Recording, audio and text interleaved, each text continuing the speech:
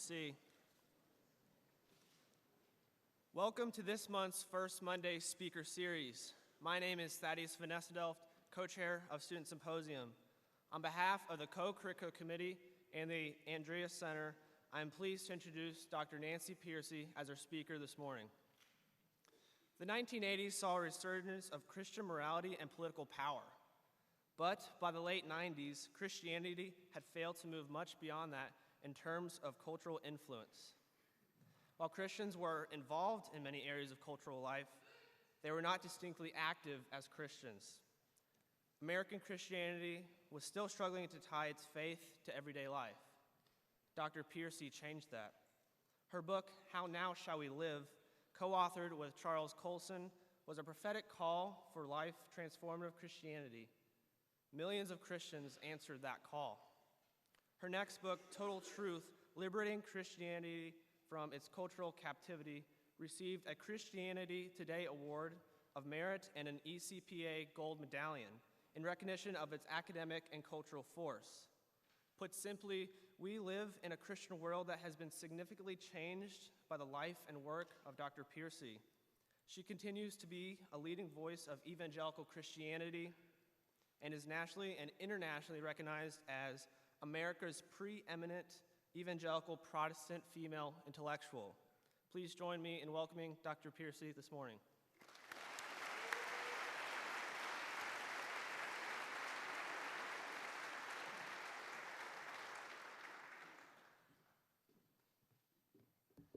Thank you so much for that welcome. Do you know I've been to Dort before? This is actually my second time. And I remember my first visit here. It was so refreshing to be among so many Reformed people. And today I come as an emissary from a far country, from Houston, Texas, which is far away, culturally speaking. And my message for you today is that you have something that Houston needs, and Los Angeles, and New York City, and all the rest of the country. What do you have that American churches need? You realize that the Reformed theological tradition understands Christianity as a total worldview that overcomes the sacred-secular split and liberates biblical truth to be a transforming power in all of our lives. Do you have any idea how unique that insight is? Do you have any idea how little of American Christianity has that insight? Let me illustrate with a story. How many of you know the Christian hip-hop artist Lecrae? Yep, good, excellent. Well, I was surprised to find out not too long ago that Lecrae has been quoting my book, Total Truth, at conferences and giving it to his friends and fellow musicians. All of a sudden on Facebook, I'm getting all these friend requests from Christian hip-hop artists. It's been kind of fun. And they all say, Lecrae told me about you. Lecrae told me to read your book. Lecrae grew up in Los Angeles without a father. His life was full of drugs and alcohol and stealing and gang activity. In fact, he was so wild that his friends called him Crazy Cray. He was a poster child for all the stereotypes of urban subculture. But eventually, Christians reached out to Lecrae, and he was converted. He became a Christian. And today, as many of you know, those of you who raised your hands, he's sold thousands of records. He's won multiple Dove Awards. He's won a Grammy Award. But what's fascinating is that in this conference talk, Lecrae said the turning point in his life was not just becoming a Christian. The turning point was when he came, well, here's the quote. The turning point was when he understood that Christianity is not just religious truth, it is total truth. And he went on to quote several passages from my book, Total Truth. So the real transformation, he says, came when he realized that Christians are called to overcome the sacred-secular divide, to roll up their sleeves and work out the implications of a biblical worldview for justice and politics, for science, for scholarship, for art and music, and all the rest of life. In fact, let me give you one more quote, just because it's fun. Christianity is saving truth and it's sanctifying truth, but we believe that it's total truth. It's the truth about every aspect of life, from economics to masculinity to marriage. God has the right view on all of these things. So what's the connection between a black kid growing up in LA and you living here in Iowa? The connection is he was hungry for what you have. It's the Reformed tradition in places like Dort that have been the conduit for worldview thinking to the Christian world in America. And what I want to do this morning, I hope to inspire you to realize that you have a special calling. You have a special gift. And that gift is intended to serve the wider Christian world. You know, God's gifts are never just for our own benefit, right? They're things that God gives us to serve the wider Christian community, to serve the body of Christ. You know, you're the eye and someone else is the ear. You know, you're the hand, someone else is the foot. People like Lecrae, who are converting to Christianity in evangelical churches, are reaching out for the very things that you have probably been taught all your lives. In fact, what concerns me is that in Reformed circles, I'm picking up signs that some people are starting to talk as if worldview were old hat, right? I've had students from Reformed schools, and they've been indoctrinated in worldview thinking from the time they were toddlers, when they could barely say creation, fall, redemption. They've heard it all their lives. It's what their mother taught them. I mean, really, it's old, it's boring. They want to move on to something else more exciting, more sophisticated. So let me speak to you as someone who was recently transplanted to Houston, Texas. In most of American evangelicalism, the sacred-secular split runs very deep, much deeper than I realized even. I lived for 20-some years in Washington, D.C., and so many of my friends were people who worked on Capitol Hill, and of course was seriously thinking about what Christianity means for politics, economics, and so on. And I got out of D.C. into the real world, and I discovered that the sacred secular split runs much deeper than I thought it did. Christians want more, but they don't even know what more means. Now, I realize that the word Christian worldview has become a bit of a buzzword in evangelical circles. You do hear it a lot, but most people don't have a very substantial concept of what it means. Often it seems to mean a little more than moral and political conservatism. And the impact of not having a Christian worldview, let me give you some of the reasons, some of the ways you can see the signs. The most heartbreaking is, for speaking as a parent and a teacher, is when young people go off to college or the workplace and give up their Christian faith, turn around and reject Christianity. When I was living on Capitol Hill, I was invited to speak fairly frequently to Capitol Hill staffers and others. And once when I finished speaking, a congressional chief of staff stood up and to the whole audience said, "I lost my faith at an evangelical college." Not in the ideological battles on Capitol Hill, but at a respected evangelical university. Of course, I cornered him afterwards to get his story. And he explained that at the evangelical college he attended, his teachers had taught all the standard theories, the prevailing theories in their field, but most of those theories today are secular. Sometimes they're explicitly anti-Christian, hostile to Christianity. He said, but the teachers did nothing to offer an alternative Christian approach to the subject matter. Eventually, he decided Christianity had no intellectual substance. He even went and set up meetings with his teachers at the office hours and said, how do you relate what you teach in the classroom to your understanding of Christianity? And he said, they couldn't tell me. He said, I don't know. How common do you think this is? This was a 2007 survey. I'm so sorry, Dr. Pearcey. Can you just take your mic up? I think it's clicking your earring. Oh. Do you hear my earring? Should I take it off? I thought it was my buttons. My fault. Okay, let me know if I need to adjust it again.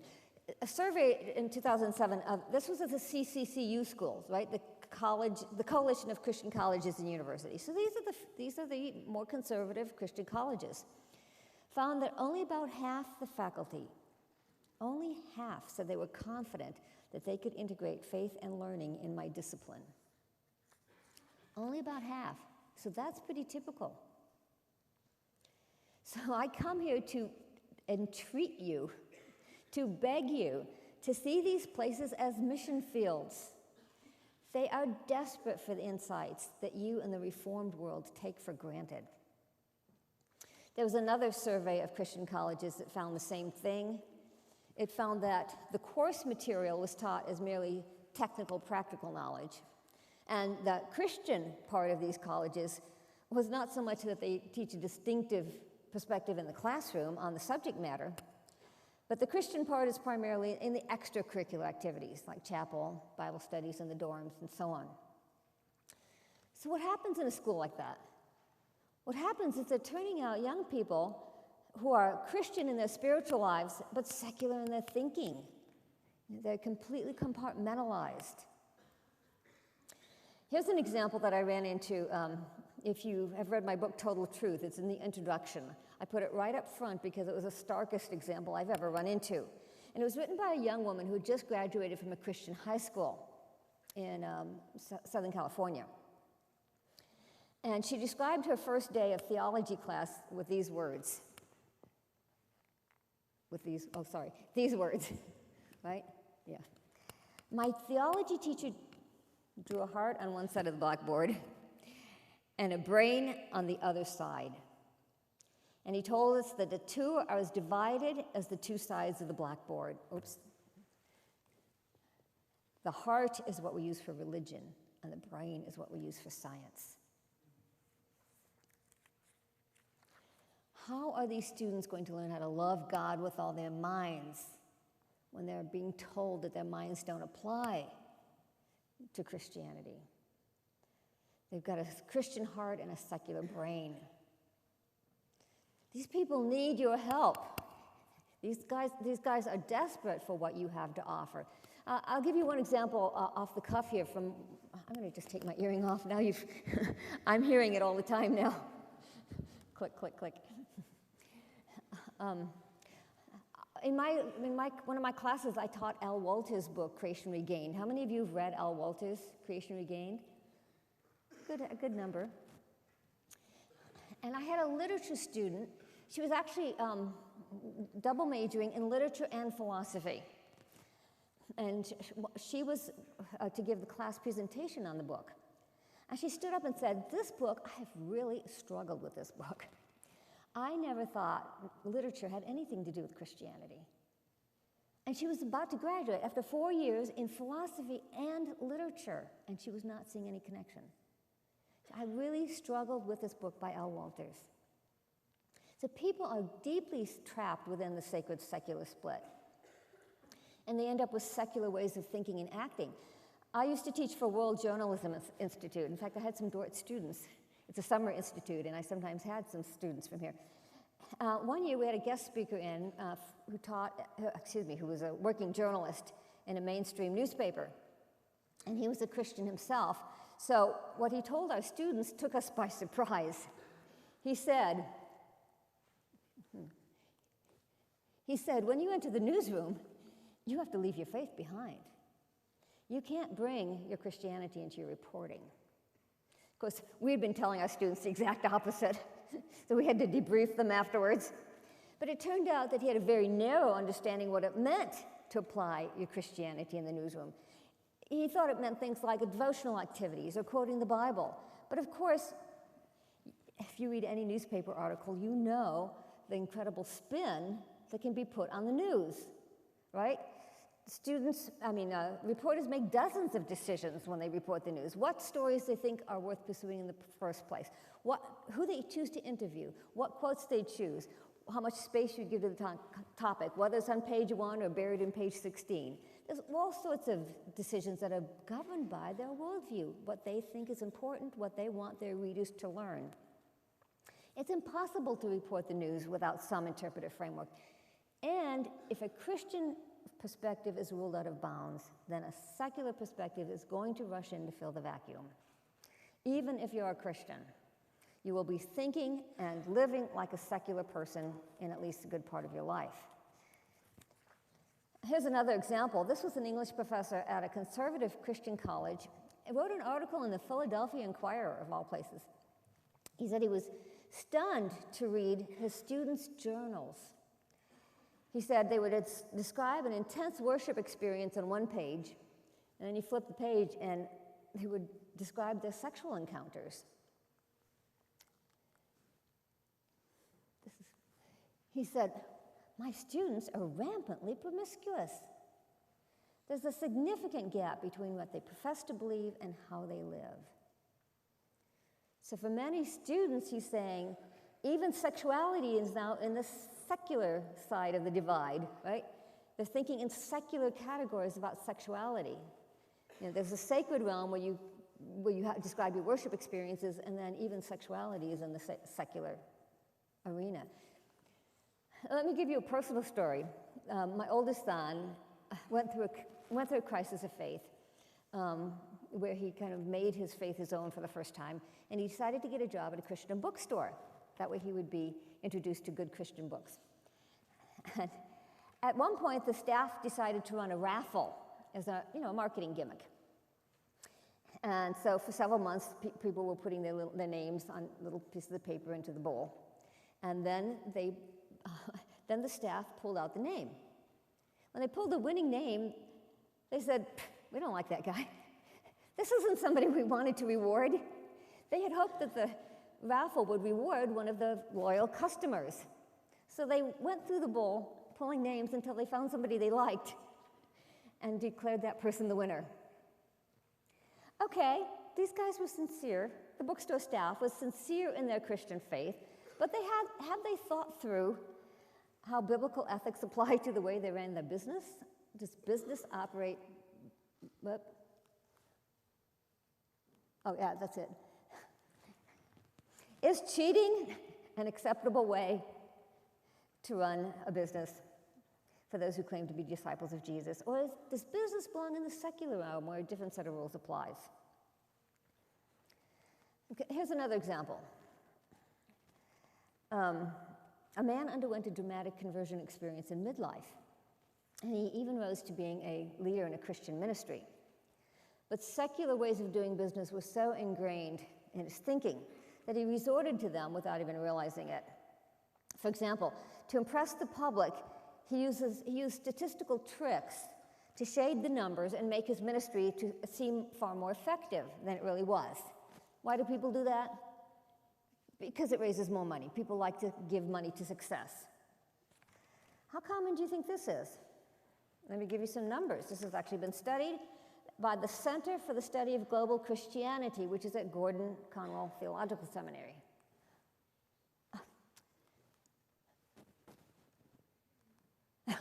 Why is it jumping like this? Found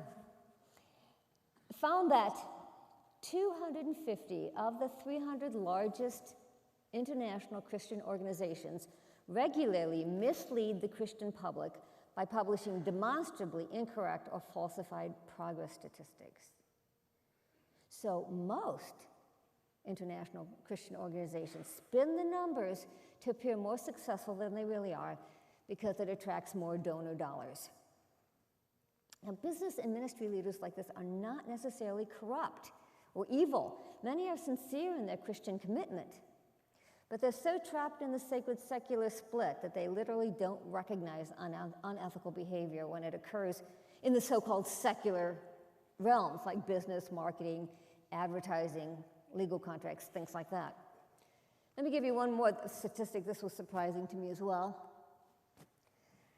It was the same study by Gordon Conwell. Found that trusted church treasurers are embezzling each year $16 billion out of church funds. And do you realize that comes to annual church embezzlements by top custodians exceed the entire cost of all foreign missions worldwide? So they're embezzling more money than we send to missions around the world. What do these numbers show? I think some of you who are in the Reformed world kind of get tired of hearing the sacred secular split. I know I do. Total Truth came out 10 years ago, and I was kind of tired of those themes, ready to move on, until I moved to Houston and realized the Christian world still needs them, that message. And people do not really assimilate the message of Christian worldview until they first learn to recognize how deeply they themselves still hold the sacred secular split. I'll tell you one way I sometimes talk to evangelical audiences, and you might find this helpful too. I say there's two versions of Christian thinking. You can call them the Genesis 1 version and the Genesis 3 version. Genesis 1 starts with what? Creation, right? Genesis 3 is where we read about the fall, right?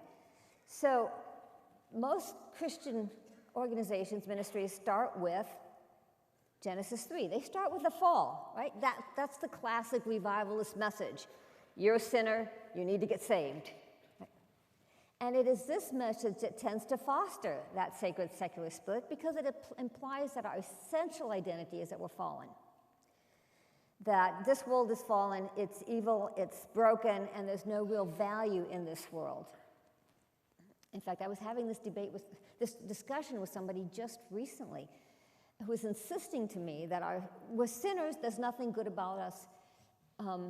And I kept pushing her back. No, Genesis 1. What this leads to is the main reason Christians should be out in the public realm, in business, industry, politics, entertainment, is to evangelize, right? To be a witness for the gospel. Oh, and to make money to give to the church. Now, of course, it's good to evangelize. It's good to be a witness and to support the church's ministry. But what's missing in that approach? What's missing is it doesn't give a biblical view of work itself, right? A sense that your professional work itself is a spiritual calling or vocation. The conviction that biblical truth applies not just to salvation, but also to the workplace, management, marketing, education, whatever your field is. So the Genesis 3 approach tends towards an ark mentality, right? The world is headed for destruction. Our purpose is to save people out of the world and get them into the ark. But there's little sense that the so-called secular professions are themselves a spiritual calling. And because work takes up most of our waking hours, that means a huge part of our life is split off on what matters most to us. We're not going to experience the joy and power that God promises in Scripture. Let me give you an example from this. This is off the cuff because I just looked it up the night before I came here. There's an organization in Washington, a new think tank called the Institute for Faith, Work, and Economics. And so I had some friends who were working there, and I decided to look it up. And I encourage you to do it because go to the site that has the page that has the videos. And there was one that was called, I wrote it down, Does My Work Matter to God? One Businessman's Story. And this is Hugh Welchel is his name. This is one of the people I know there. He was a successful owner of an IT company. So he's a well-established businessman, but he's thinking, where is God in my business? I mean, if you talk about where I'm doing things for God, that's my church, I'm a deacon, I serve on a mission board, that's where I'm doing things for God. But he said, I had no idea what running an IT company had to do with my Christian faith. And he said, I was very dissatisfied. I was unhappy. I felt fragmented. I felt like I wasn't connecting to God through much of what I do in my work. In fact, Dorothy Sayers, who was a friend of C.S. Lewis, once said, I'm paraphrasing, she said, if religion does not apply to what we do with our lives, with our work, that's 8/10 of our lives. And no wonder people think Christianity is irrelevant. So the video goes on in a very, very simple way.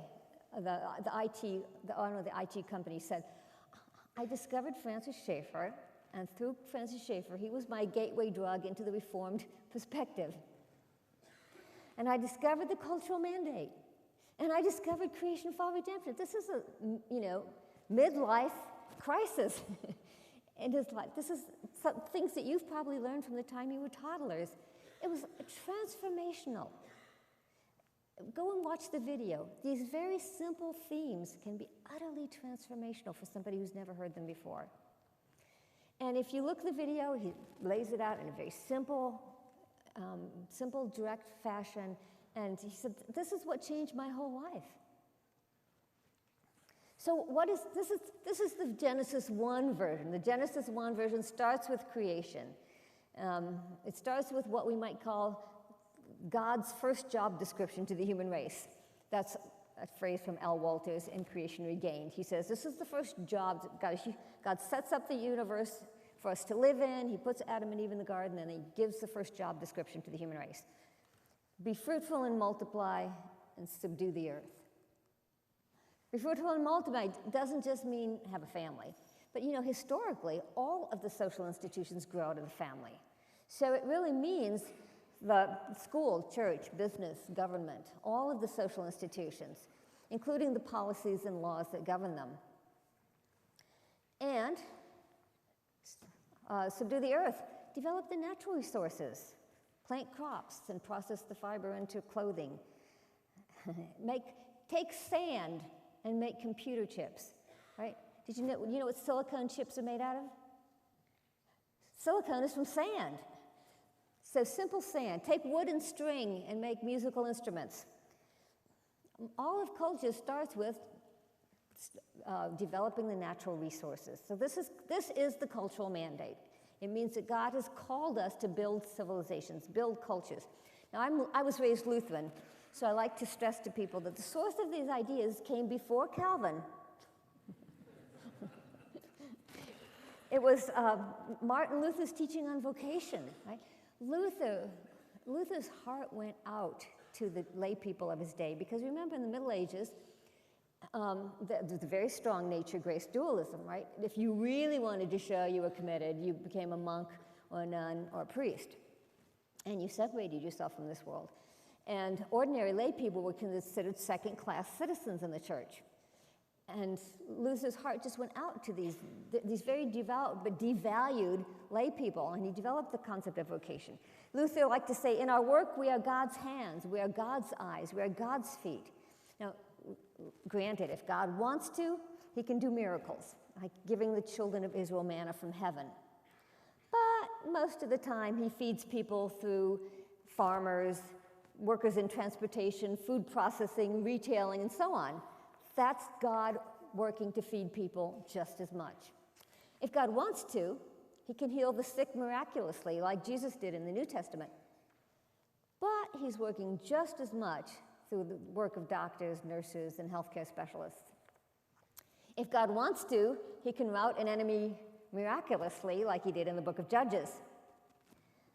But in ordinary life, he protects us from evil through police officers, attorneys, judges, and from outside enemies by the military.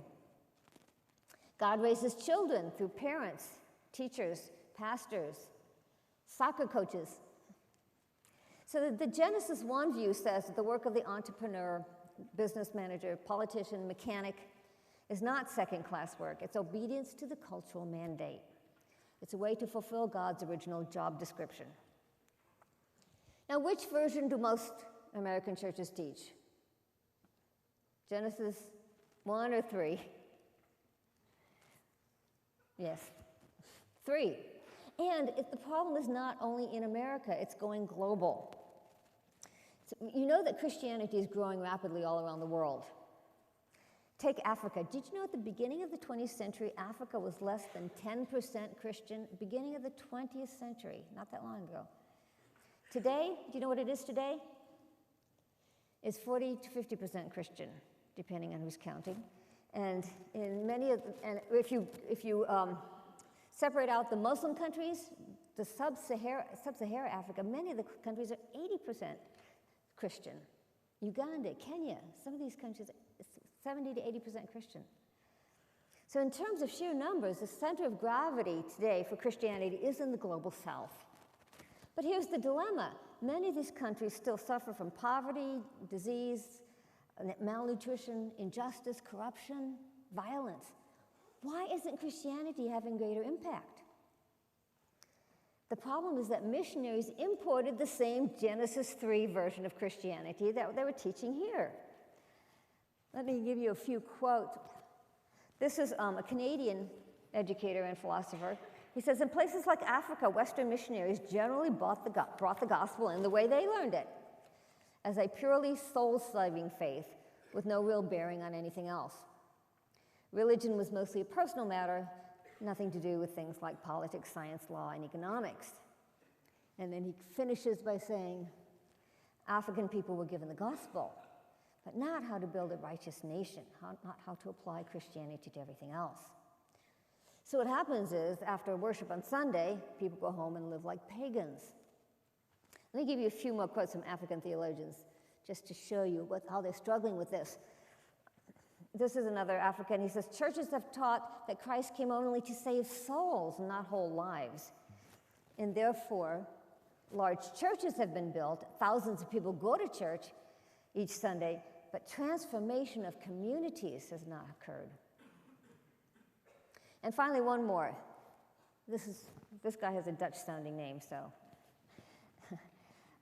He says, the problem is that the dominant type of Christianity on our continent is of an escapist and pietist nature. And he concludes,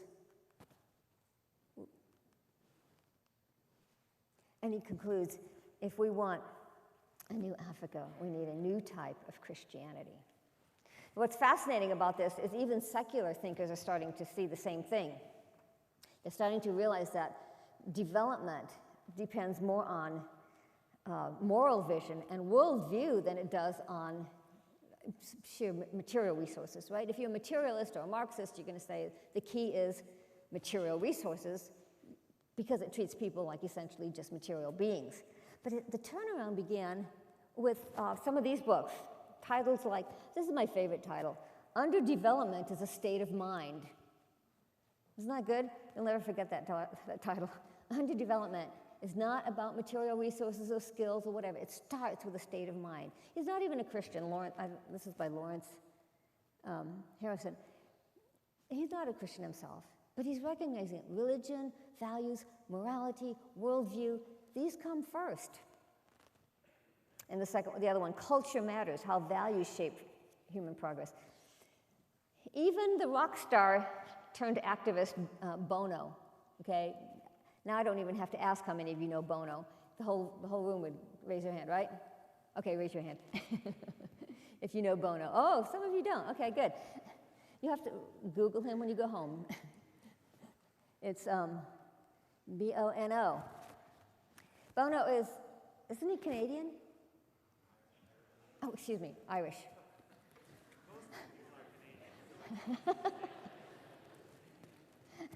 I don't know how I got that mixed up. But, yes, Irish. But if you've been following him at all, you know that when he became an activist, his message was primarily that the wealthy nations need to give more money. The wealthy nations need to send more money. And it's fascinating that he's now changed his message. He's begun to say, I realize that's not the main point. I realize now it has to do with the underlying beliefs, and the underlying beliefs, in turn, shape their morality. And he says we need to fight the biggest killer disease of them all. It's corruption. It kills more kids than AIDS, TB, and malaria. So the Christian worldview has the resources to address poverty and corruption that are far more effective than any secular approach. But only if it is that new type of Christianity that the African theologian talked about, that applies to every area of life, including government, work, business. And what is that new type of Christianity? Well, the example I gave from Faith, Work, and Economics Institute summed it up nicely. But let me give you an example from a third world country. There's an organization called the Disciples of the Nations Alliance, and it brings a basic reform message to countries all across the global south, Uganda, Guatemala, Morocco. I was just speaking with one of the founders. He said that Christians in these nations are hungry for the fuller vision of the cultural mandate. He was just in Uganda in a huge congregation of like 40,000 people, mega church. And he had a conference. He just taught them basic cultural mandate. creation, fall, redemption. And they said, come back next year. We need this message. We need to figure out how to go beyond just conversion. And then you sit around, what? Sit around waiting to go to heaven? What else is there? They're looking for something more. But here's the example I want to focus on. This is also from the Disciple of Nations, and it's in Guatemala. In Guatemala, the Pocomchi Indians are farmers, and they're among the poorest of the poor, even for Latin America. They're very poor. And the traditional religions in this region are animistic. You know what animism is? Animism is still very common, especially in Africa and Latin America. And it's basically, there's spirits in the trees, spirits in the rocks, spirits in the river, right? And it tends to lead to a very fatalistic view, because the spirits are all far more powerful than you are. You might be able to placate them with an offering here or there, but basically, they control your life. They don't have a view of the human being being able to, in a sense, make a difference with their life. For example, if you're poor, they assume you'll always be poor. They simply don't have the notion that you can improve your life and change your society. So about a generation ago, missionaries came to Pocomchi Indians, and many of them converted. A large percentage of them became Christians. But they stayed poor. They knew they were saved, they knew they were going to heaven, but they didn't think being a Christian had anything particular to do with this life. So, as I put it, they had converted in their religion, but not in their worldview. See, they carried with them still that passive, fatalistic worldview that they'd had as animists. They still thought if you're poor, you're always going to stay poor. Later, secular development organizations came in with lots of money, and they built things like schools and latrines and sanitation and so on. But when the secular development groups left, the Pocomchi didn't use any of the things that they built, all these expensive projects, because they hadn't changed their worldview, which meant they hadn't changed their life practices or their attitudes. They were still passive and fatalistic. If when you're poor, you're always going to stay poor, why send your children to school? You don't have a sense of building a better life. So finally, and this was in the early 1990s, a young Peruvian pastor came. His name was Arturo. And he was trained in a Reformed background. And he brought a basic, the Genesis 1 version that starts with creation, that was created in God's image to exercise stewardship and dominion over this world, and not just wait for the next world. And for example, one reason that the Pocomchi Indians were so poor is that they had not developed effective storage for their crops. And so it kept being eaten by the rats. So the young pastor asked the farmers, well, who's smarter here, you or the rats? And the farmers laughed a little sheepishly and said, well, I guess the rats are, right, because they're winning. He said, well, who has dominion then, you or the rats? And he taught them, you are called to have dominion. You are called to exercise stewardship over the natural world. This is your calling before God, is to take initiative, to be creative. You're made in the image of a creator. Instead of being passive vis-a-vis nature, you are called to be active and creative over against nature. So the farmers worked at developing a better food storage. The food supply began to increase. The children had better nutrition. And this was the beginning of their climb out of poverty. And they eventually did use the schools and so on.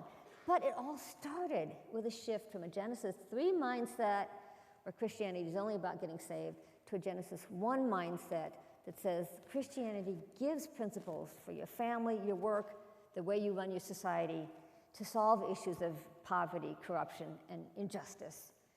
And this is God's job description for the human race. And let me end by coming back to the theme that this is, I hope you will become inspired to see that American churches are hungry for this message, that message that you hear, you learn in places like Dort. You know, I became a Christian through Lecrae, and Schaeffer does teach a basic Reform message. So I went through a good part of my early Christian life thinking everybody thinks this way, and you may feel that way because you've grown up in a Reformed environment. I just want you to realize, no, very few people think this way. God has given you a special gift, a special calling that is that the rest of the Christian world desperately needs. You know, you are meant to be a blessing to the nations, right? This was God's promise to Abraham. Do you remember in Genesis? You are called to be a blessing to the nations. And I suggest that doesn't mean just the gospel. Although, of course, the gospel is the heart of it. But it also means working out the implications of the gospel for all of life. Let me end with another quote from Lecrae. He said, what we need to realize is that Christianity is total truth, not just religious truth. And because it is total truth, it is relevant and applicable to all of life. Well, I couldn't have said it better, because I did say it.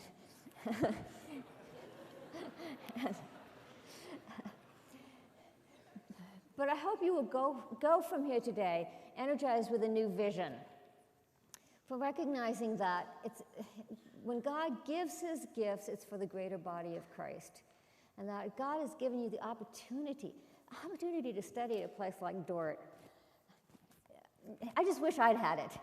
I think it's very, very special to have an opportunity to study in a place that teaches Christian worldview in all your subject areas, and that you go from here energized and inspired with a message to bring this to the wider Christian world. And God's grace go with you. Thank you.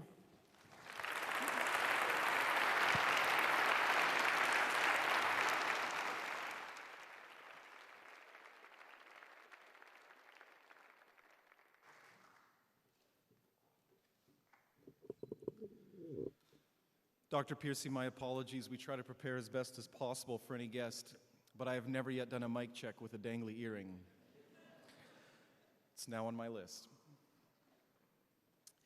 Thank you for your words, your contributions here today, and in so many other ways. Thank you all, Dort community, for coming out, and please also watch the coming schedule for other First Monday speakers, including what's coming up next month with Sarah Gerritsma-Demore.